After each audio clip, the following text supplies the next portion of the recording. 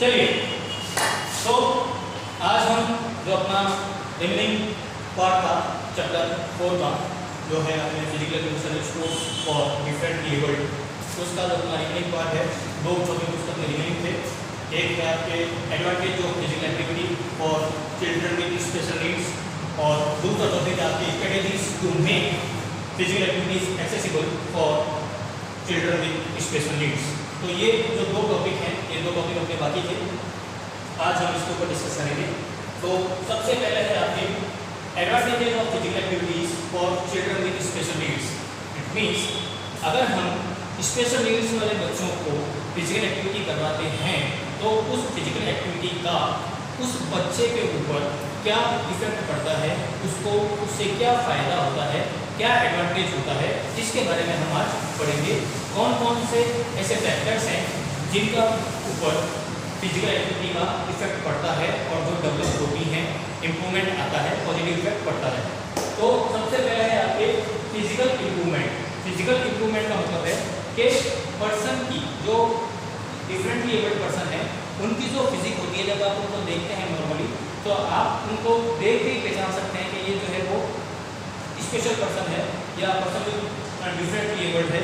तो ऐसे पर्सन की जो फिजिकल इम्प्रूवमेंट है उसमें फिजिकल एक्टिविटीज़ जो है वो इम्पोर्टेंट रोल प्ले करती है, क्योंकि जब हम फिजिकल एक्टिविटीज़ को परफॉर्म कर रहे हैं तो एक तरह से हमारी पूरी बॉडी जो है उसमें फंक्शनिंग करती है, पूरी बॉडी के मूवमेंट्स होते हैं जिससे कि पूरी बॉडी के अंदर जो ब्लड का फ्लो है वो मेंटेन होता है, मसल्स एक्टिव होते हैं और बॉडी का जो स्ट्रक्चर है वो सही रहता है। तो फिजिकल इम्प्रूवमेंट जो है वो उससे फिजिकल एक्टिविटीज़ के थ्रू बच्चों के अंदर आता है। नेक्स्ट आपके मेंटल इम्प्रूवमेंट। मेंटल इम्प्रूवमेंट कैसे आता है कि जब हम कोई फिजिकल एक्टिविटी कर रहे हैं या हम कोई गेम खेल रहे हैं तो हम लोग जनरली देखते हैं कि छोटे छोटे बच्चे भी अगर कोई गेम खेलते हैं तो उसमें अलग अलग टीम्स बनाते हैं और हर एक टीम मैच को जीतने के लिए अपनी स्ट्रेटेजीज बना रही है। तो जो ये स्ट्रेटेजीज बन रही हैं ये हमारा मेंटल प्रोसेस होता है। तो जब स्पेशल नीड वाले बच्चे जो हैं वो जब फिजिकल एक्टिविटीज़ करते हैं या मैच खेलते हैं, उनके बीच में जब कॉम्पिटिशन होता है तो मैच को जीतने के लिए अलग अलग स्ट्रेटेजीज बनाते हैं जिससे कि उनका मेंटल इम्प्रूवमेंट होता है और उन स्ट्रेटेजीज के थ्रू उन्हीं स्ट्रेटेजीज के थ्रू वो अपने ब्रेन का डेवलपमेंट करते हैं, माइंड डेवलप होता है और जिससे कि उसका यूज़, डेवलप ब्रेन का यूज़ जो है वो नॉर्मल लाइफ में, नॉर्मल रूटीन लाइफ में करते हैं। नेक्स्ट आपके self esteem increases. Self esteem कैसे इंक्रीज होती है, क्योंकि जनरली अगर हम बात करते हैं डिफरेंटली एबल्ड चिल्ड्रन की तो उनकी जो सेल्फ स्टीम है वो बहुत डाउन होती है, बिकॉज सोसाइटी, फैमिली वगैरह जो है ये उनके साथ में इस तरह से बिहेव करती हैं जैसे कि उसको किसी की रिक्वायरमेंट है या वो आपके भरोसे ही चल रहा है, उसको जो है हम दया का पात्र समझते हैं। तो जब पर्सन, इस टाइप के पर्सन जब फिजिकल एक्टिविटी करते हैं, स्पोर्ट्स में पार्टिसिपेट करते हैं, तो उनके अंदर ये फीलिंग आती है कि मैं इस काम को कर सकता हूँ, यानी कि मेरी बॉडी के अंदर ये एबिलिटी है, मैं एबल्ड हूँ इस काम को करने के लिए, जिससे कि उनकी जो सेल्फ स्टीम है, जिसको हम आत्मविश्वास बोल सकते हैं, आत्मविश्वास जो है बच्चे का वो इंक्रीज होता है, डेवलप होता है थ्रू अलग अलग एक्टिविटीज़ के माध्यम से। नेक्स्ट आपके reduce the level of anxiety, stress and depression. अब reduce the level of anxiety, stress and depression का मतलब है पर्सन जब फिजिकल एक्टिविटी करता है तो उसका जो माइंड है वो डाइवर्ट होता है फिजिकल एक्टिविटी की तरफ। उस किसी गेम को खेल रहा है, किसी स्पोर्ट्स में पार्टिसिपेट कर रहा है तो उसका ब्रेन जो है वो डाइवर्ट होता है पर्टिकुलर गेम की तरफ या स्पोर्ट्स की तरफ, जिससे कि पर्सन में जो एंजाइटी का लेवल है, जो स्ट्रेस का लेवल है या डिप्रेशन का जो लेवल है वो कम होता है। क्योंकि जब हम किसी एक्टिविटी में पार्टिसिपेट कर रहे हैं, एक्टिवली पार्टिसिपेट हो रहे हैं, तो हमारा ब्रेन, हमारी बॉडी जो है उस एक्टिविटी के बारे में सोचती है और इससे ऐसे फैक्टर जिनसे कि हमको एंजाइटी और स्ट्रेस होता है, हमारा माइंड जो है वहाँ से डाइवर्ट होता है। तो इससे जो हमारा एंजाइटी का लेवल है, स्ट्रेस का लेवल है, ये कम होता है, रिड्यूस होता है। नेक्स्ट अपने कॉग्निटिव बेनिफिट्स। कॉग्निटिव बेनिफिट्स जो है वो क्या कहते हैं, help in finding out their strength. Cognitive benefits क्या होता है कि पर्सन जो है अपनी स्ट्रेंथ को फाइंड आउट करता है, अपनी योग्यताओं को, अपनी एबिलिटीज़ को फाइंड आउट करता है थ्रू फिजिकल एक्टिविटी, और इससे उस पर्सन का जो कॉग्निटिव प्रोसेस है वो डेवलप होता है। पर्सन के अंदर जो है आपके सेल्फ स्टीम आ रही है, सेल्फ कॉन्फिडेंस आता है, जिससे कि जो व्यक्ति है, जो स्पेशल पर्सन है या जो डिफरेंटली एबल्ड पर्सन है, उसको एक आपको विश्वास मिलता है, एक स्टील मिलती है, एक फोर्स जनरेट होता है कि वो पर्टिकुलर किसी वर्क को कर सकता है या वो नॉर्मल पर्सन से डिफरेंट नहीं है। तो कॉग्निटिव बेनिफिट्स जो है ये उस पर्सन को मिलते हैं। इसके बाद में आपके improved social interactions. Improved social interactions कैसे इम्प्रूव होता है? सोशल इंटरेक्शन ऐसे पर्सन का कैसे इम्प्रूव हो रहा है कि जब हम किसी गेम में पार्टिसिपेट कर रहे हैं, किसी गेम को खेल रहे हैं, तो हम अलग अलग प्लेयर्स से, ओपोनेंट्स से, अपने टीममेट से बात करते हैं, उनके साथ में हम बिहेव करते हैं, उनके साथ हम मूवमेंट करते हैं, उनके साथ हम खेल रहे हैं, कुछ टाइम उनके साथ स्पेंड करते हैं। तो यहाँ पर हम अलग अलग लोगों का जो नेचर है वो सीखते हैं, हमको दिखाई पड़ता है, हमको पता चलता है कि पर्टिकुलर किसी पर्सन का नेचर कैसा है और उसके साथ में हमको कैसे बिहेव करना है।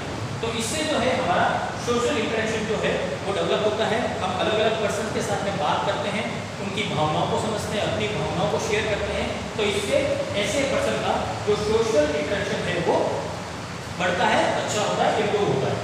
नेक्स्ट आपके better emotional and psychological health.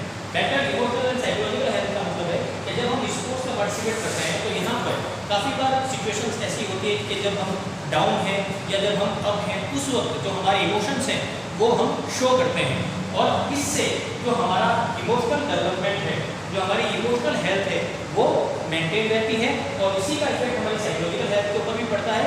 Psychology क्या है? Psychology is the study of human behaviour. तो जो ह्यूमन बिहेवियर है, जो हमारा बिहेवियर है, उसके ऊपर इसका इफेक्ट पड़ता है और हमारा बिहेवियर जो है वो अच्छा होता है। फॉर एग्जाम्पल मान लीजिए कोई कॉम्पिटिशन है, उसमें हमने मैच खेला और हम हार गए, तो यहाँ पर हमने क्या किया है? हार को सीखा है, हार को कैसे एडजस्ट करना है, हार के साथ में कैसे बिहेव करना है, ये हमने सीखा है। इसका यूज हम कहाँ करेंगे? लाइफ में मान लीजिए आपने कोई एग्जाम दिया या लाइफ में अगर आप कभी हार जाता है तो यहाँ पर उस जगह पे हमारे ये जो एक्सपीरियंस है ये एक्सपीरियंस काम आएगा और ये हमको वापस और प्रैक्टिस करने के लिए और आगे मेहनत करने के लिए मोटिवेट करता है।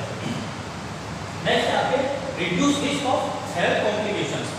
देखिए जो स्पेशल नीड वाले बच्चे होते हैं या डिफरेंट लेवल बच्चे होते हैं, इनके साथ में हेल्थ रिस्क जुड़ी हुई रहती है, क्योंकि ऐसे पर्सन जो हैं क्योंकि because of their health conditions, because of their physique जो है वो काफ़ी मूवमेंट नहीं कर पाते हैं, जिनसे कि उनको अलग अलग हेल्थ डिजीज होने के चांसेस रहते हैं। तो जब हम फिजिकल एक्टिविटी परफॉर्म कर रहे हैं तो इससे जो हो रहा है हमारा ब्लड सर्कुलेशन नॉर्मल हो रहा है, मस्कुलर जो हमारा सिस्टम है वो वर्क कर रहा है, फंक्शन प्रॉपर्ली कर रहा है, हमारा रेस्पिरेटरी ऑर्गन्स जो है वो प्रॉपर्ली वर्क कर रहा है। तो इन सारी चीज़ों से जो हेल्थ कॉम्प्लिकेशंस होती हैं उनकी रिस्क जो है वो कम हो जाती है। अब जो अपने पास नेक्स्ट टॉपिक है वो है strategies to make physical activities accessible for children with special needs. यानी कि हम ऐसे कौन कौन सी स्ट्रेटजीज हैं, ऐसी कौन कौन सी योजनाएं हैं, ऐसे कौन कौन से प्लान्स हैं जिनके थ्रू हम स्पेशल नीड वाले जो बच्चे हैं उनके लिए फिजिकल एक्टिविटीज़ को ईजी कर सकते हैं, उनको हम उपलब्ध करवा सकते हैं, उनको अवेलेबल करवा सकते हैं। तो ऐसी कौन कौन सी स्ट्रेटजीज हैं? सबसे पहली जो नीड है, सबसे पहली जो स्ट्रेटजी वो है आपके मेडिकल चेकअप। मेडिकल चेकअप जो है जनरली लोग सोचते हैं मेडिकल चेकअप करने से क्या होगा, तो मेडिकल चेकअप बहुत इंपॉर्टेंट रोल प्ले करता है, क्योंकि मेडिकल चेकअप के थ्रू ही हमको पता चलता है कि कोई पर्सन जो है वो किस तरह की डिसेबिलिटी से सफ़र कर रहा है, whether it is physical disability, whether it is mental disability, whether it is cognitive disability. ये जो डिसेबिलिटी हम फाइंड आउट करते हैं, ये फाइंड आउट करने में मेडिकल चेकअप सबसे पहले होता है और मेडिकल चेकअप के थ्रू ही हमको पर्सन की डिसेबिलिटी के बारे में नॉलेज होती है। नेक्स्ट आपके physical activities must be based on the interest of children. ये एक कॉमन सी चीज़ है, क्योंकि हम ऑलरेडी स्पेशल पर्सन के साथ काम कर रहे हैं, तो यहाँ पर हमको उनके हिसाब से काम करना होगा।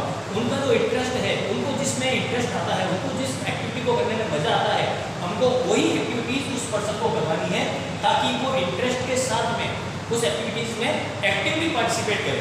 अगर हमने उसके इंटरेस्ट का ध्यान नहीं रखा तो पर्सन जो है वो किसी भी एक्टिविटी में एक्टिवली पार्टिसिपेट नहीं करेगा, क्योंकि उसको पर्टिकुलर उस एक्टिविटी को करने में इंटरेस्ट नहीं आ रहा है, उसका उसमें कोई इंटरेस्ट नहीं, उसको वो अच्छी नहीं लगती है, तो वो उस एक्टिविटी को परफॉर्म नहीं करेगा। लेकिन अगर पर्सन का इंटरेस्ट उस एक्टिविटी में है तो वो उसमें एक्टिवली पार्टिसिपेट करता है। नेक्स्ट आपके equipment should be according to the need of children. Equipment जो हम यूज करते हैं ऐसे बच्चों के साथ जो हम एक्टिविटी परफॉर्म कर रहे हैं, तो यहाँ पर जो हम इक्विपमेंट यूज करते हैं that should be according to need of children. बच्चों की जो आवश्यकता है उसके अकॉर्डिंग ही हमको इक्विपमेंट का यूज करना है। फॉर एग्जाम्पल मान लीजिए मैं कोई क्रिकेट का मैच खेल रहे हैं और मैंने जो है आपको बड़ा बैट दे दिया, अब छोटा बच्चा है उससे बैट पकड़ा नहीं जा रहा तो क्रिकेट कैसे खेलेगा, क्योंकि इक्विपमेंट जो है उसकी नीड के अकॉर्डिंग नहीं है।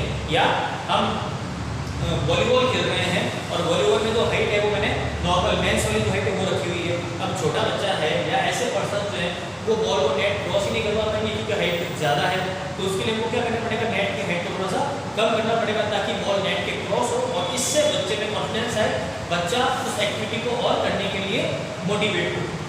नेक्स्ट आपके specific environment should be provided. Specific environment जो है ये प्रोवाइड करने का मतलब है कि जब हम स्पेशल नीड वाले बच्चे जब कोई एक्टिविटी परफॉर्म कर रहे हैं तो उनको पूरा सेपरेट एनवायरनमेंट प्रोवाइड करवाना चाहिए, क्योंकि जनरली सोसाइटी की ये मेंटालिटी होती है, सोसाइटी का ये बिहेवियर होता है कि जब हम किसी स्पेशल बच्चे को देखते हैं तो हमारा जो बिहेवियर है वो एकदम से चेंज हो जाता है। हमें ऐसा लगता है कि हमने कोई एलियन देख लिया है, यार ये बच्चा कैसा है, ये देख इसकी आंखें कैसे है, ये इसका मुंह कैसा है। अब ये सारी चीज़ें जब उनके सामने बिहेव करते हैं तो इसका सीधा सीधा इफेक्ट जो है वो बच्चे के ऊपर पड़ता है, मेंटल इफेक्ट पड़ता है और इससे बच्चा जो है वो डिप्रेस होता है, वर्क करने के लिए मोटिवेट नहीं होता। तो इसके लिए हमको क्या करना है, स्पेसिफिक एनवायरनमेंट उनको प्रोवाइड करवाना है। इट मीन्स कि जहाँ पर जनरली लोग उनको नहीं देख सके और वो फ्री होकर अपनी एक्टिविटीज को, गेम को एंजॉय कर सके, परफॉर्म कर सके। Next is different instructional strategies should be provided या should be used. Different instructional strategies का मतलब है कि जब हम बच्चों को स्पेशली जो स्पेशल नीड वाले बच्चे हैं उनको जब हम कोई एक्टिविटी करवाते हैं तो हमको जो इंस्ट्रक्शन देने हैं वो इंस्ट्रक्शन उनकी नीड के अकॉर्डिंग अलग अलग इंस्ट्रूमेंट के थ्रू हमको उनको इंस्ट्रक्शन देने हैं। फॉर एग्जाम्पल अगर बात, क्योंकि स्पेशल नीड वाले बच्चे हैं तो उनकी जो बिहेवियर होता है, उनका जो माइंड डेवलपमेंट होता है वो बहुत स्लो होता है, तो हमको उनके लेवल पर जाकर उनको इंस्ट्रक्शन देने हैं ताकि जो बच्चा है या जो पर्सन है वो उस इंस्ट्रक्शन को इजीली समझ सके। तो डिफरेंट इंस्ट्रक्शनल स्ट्रेटजीज हमको यूज करनी है। जैसा कि हम नॉर्मल इंस्ट्रक्शन देते हैं, साथ आपको यहाँ पे बैटिंग करनी है, आपको यहाँ पे बॉलिंग करनी है, हमने एक बार बोला नॉर्मल पर्सन है वो समझ जाएगा, लेकिन क्योंकि ये स्पेशल नीड है, स्पेशल बच्चे, इसलिए इनको समझाने के लिए आपको अलग स्ट्रेटेजी यूज करनी पड़ेगी। मे भी पॉसिबल कि आपको उसको डिटेल में समझाना पड़े, तो different instructional strategies should be used. Next है rules should be modified according to the need of children with disability. Rules should be modified, जैसा कि हम जो है यहाँ पर जो रूल्स मॉडिफाइड हो रहे हैं, ये रूल्स मॉडिफाइड होंगे जो फंडामेंटल रूल्स है किसी भी गेम के, जो फंडामेंटल रूल्स है वो मॉडिफाइड नहीं होंगे। ऐसे रूल्स जो कि सिंपल रूल्स हैं हम उनको मॉडिफाइड करते हैं। फॉर एग्जांपल एक एग्जांपल देता हूँ आपको, ब्लाइंड क्रिकेट का आपने नाम सुना होगा। ब्लाइंड क्रिकेट के अंदर क्या है कि हम बॉल के अंदर जो है घुंघरू डाल देते हैं जिससे बॉल आवाज़ करती है।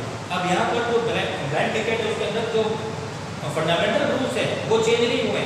एक ओवर में 6 बॉल होंगी, 6 बॉल होंगी, बैट्समैन बैटिंग करेगा, करता है 4-5 रन बनाना, ये सारी चीज़ें जो है ये इसके अंदर होती है। लेकिन हमने क्या किया है, रूल को चेंज किया है। एक बहुत मामूली चेंज किया है कि बॉल के अंदर जो है हमने घुंघरू डाल दी जिससे साउंड हो, क्योंकि बंदा ब्लाइंड है लेकिन बहरा नहीं है तो वो आराम से हमको सुन सकता है। इसके अलावा जो हम बॉल डालते हैं बॉल भी हम अंडर हैंड डालते हैं ताकि बॉल ज़्यादा स्पीड में नहीं जाए और इंसान को इंजरी नहीं हो। तो ये जो हमने रूल्स चेंज किए हैं ये हमने मॉडिफाइड किए हैं, लेकिन फंडामेंटल रूल्स जो है क्रिकेट के उसमें उसके साथ हमने कोई भी छेड़छाड़ नहीं की है, फंडामेंटल रूल्स हमने चेंज नहीं किया है। नेक्स्ट आगे, children's previous experience should be taken into the consideration. यानी कि जब भी हम इस तरह के प्रोग्राम डेवलप करते हैं या बनाते हैं तो उस वक्त हमको ये पता होना चाहिए कि बच्चे ने प्रीवियसली क्या क्या सीखा है, बच्चे को क्या आता है, उसके अकॉर्डिंगली हमको अपना प्लान बनाना है। अब यहाँ पर अगर मान लीजिए मैंने कोई ऐसा स्किल सिखाने की कोशिश कर रहा हूँ जो बच्चे को ऑलरेडी आती है, तो बच्चे का इंटरेस्ट जो है उस स्किल को सीखने में नहीं आएगा क्योंकि उसको वो स्किल ऑलरेडी आती है। इसके अलावा अगर मान लीजिए मैं थोड़ी डिफिकल्ट स्किल ले लेता हूँ जो जिसके बारे में बच्चे को बिल्कुल ही नहीं पता, तो भी बच्चे का इंटरेस्ट नहीं आएगा क्योंकि उसको वो स्किल जो है बहुत डिफिकल्ट लग रही है। इसलिए जो प्रीवियस एक्सपीरियंस है बच्चे का, जो कि उसने किया हुआ है, वो एक्सपीरियंस वो हम जब भी उसको नई चीज़ सिखाते हैं तो उसको ये एक्सपीरियंस जो है वो कंसिडर करना है। ओके।